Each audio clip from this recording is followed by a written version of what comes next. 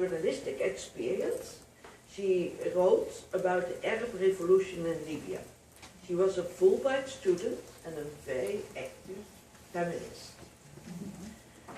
Nafisha, could you tell us what kind of difficulties women in the Arab region encounter by having United Nations Security Council Resolution 3025 implemented? And what use CEDAW will be, or what else is needed, according to your experience, to assist women to act as agents of change in conflict prevention, conflict resolution, and peace building? It's a very long question. I hope it's not too much. But first, thank you. I would like to give my thanks to the Austrian government and IAW and the El-Karama for having me here today. I would like to stay short because I don't want words, we need deeds. So, for the last 2 decades, we saw remarkable efforts at addressing women's rights and participation and leadership and governance in few Arab states. At the international level, this is proved by adoption of CEDAW and the UN Security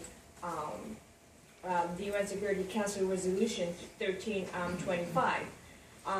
And these two resolutions aim to define the experience of discrimination in different contexts, while being mindful of the crucial role that every woman plays during armed conflict time. And although women actually do play a role, very important one, in situation of armed conflict, where I was there myself and I experienced it for a short period of time. In Libya, they served as cooked. As cooks, as head of households, as fighters, reporters, bloggers, combatant, yet they still, unfortunately, they experienced one of the most extreme forms of GBV, gender-based violence, including sexual violence during the Libyan revolution. And it's actually happening still now in another country that I'm going to mention in a minute. Actually, sexual violence was never experienced in armed conflict. We all know that, or as a single or exceptional event. It's rather a continuing violation of women's rights, and women's bodies are being increasingly and systematically targeted during armed conflict. Resulting in both extreme physical and tremendous level of psychological injuries that is followed by discrimination, stigmatization following armed conflict.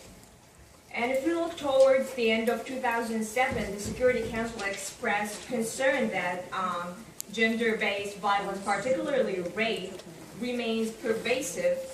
That's exactly the statement. Pervasive, and in some situations have become systematic, despite calls for the protection of women and girls. And the evidence is that it's indeed actually still pervasive is that in 2011, when the uprising happened in Libya, there was a systematic and continuous level of rape and sexual violence. And up till this very moment, it's still happening in Syria. Women's bodies are being used as weapons. And survivors today in Libya, I know some of them. And some of them are still quiet. Some of them they went open with it and they talked about it, but they lost their lives literally. Survivors have either felt too ashamed to return to their home. And some of them, those who managed actually to do so, they did it in silence, and they never had the right or the chance to express what they have gone through.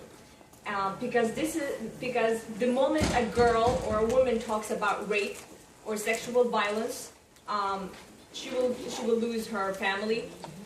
She will be isolated from the community, and that of course mean loss of economic security. which means eventually she's losing her life while she's still alive. There's no carrier for her anymore. For this reason, I can't really blame them, because there's nothing that can really protect their rights. If I go to the open and say, like, God forbid, if something like this happened to me, and I go to the open and I talk about it, I'm not going to do that, because no one is going to protect my rights. Am I going to still stay with my family? I don't know. Am I going to be excluded from the community? Hell yes. I'm not going to find a job. I will lose everything, so I will go silent about it. We cannot just go and say to those girls, hey, talk about what you have gone through. No, I'm not going to talk. Do you have anything that can protect my rights and my contribution? Am I going to be able to reintegrate to the society? No, actually, but I still want you to talk about it. Of course not. So despite the existence of both international and national policies that seeks to address women's increased participation, sexual violence is increasingly continually happens against women during armed conflict. And I am here today as a Fulbright scholar, and my contract with the Fulbright program is going to end within 1 month. And that means I'm going to have to return back to my country, Libya, which today I was informed that the airport was bombed, that I'm supposed to land in within the next couple of months. And I was also... You're welcome to Mali. And unfortunately, I'm still safe here. I'm a very, very lucky person up till now. There are a lot of girls who are really suffering in Libya, and some of them are still active inside Libya. I'm being active outside Libya. I'm a very lucky person until now. So who's gonna protect my rights if I go there and I keep being active? I already received threats in social media, and it's nothing compared to what other girls went through. This is nothing, but we would love to see all those women who have gone through sexual violence to go and talk about their experience and become progressive women, not ashamed women. Thank you.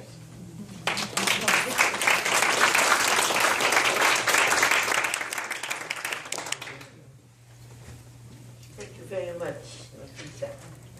And we might also know that Salwa Bukarkis was actually murdered in Libya as one of the very first very strong activist women. And her husband was taken prisoner. And he's still missing. And he is still missing. Yes. So that are the risks they are taking in those countries. And we who are outside in the outside world, if we are free, talk about this. And so I often myself realize how easy it is for us and how difficult it is for you. And now we go over to Janet Kersen. And Janet Kersen is the Education Director of the International Institute for Peace Education. She was the co-director of the Peace Education Center of Teachers College in Columbia University in New York.